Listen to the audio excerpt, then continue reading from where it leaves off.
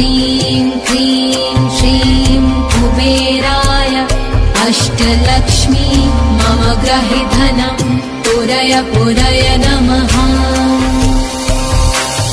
ॐ ह्रीं श्रीं क्लीं श्रीं कुबेराय अष्टलक्ष्मी मम ग्रहे धनं पुरय पुरय नमः।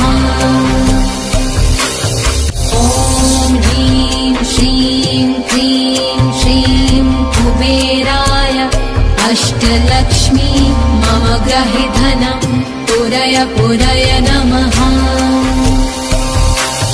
ॐ ह्रीं श्रीं क्लीं श्रीं कुबेराय अष्टलक्ष्मी मम ग्रहे धनं पुरय पुरय नमः।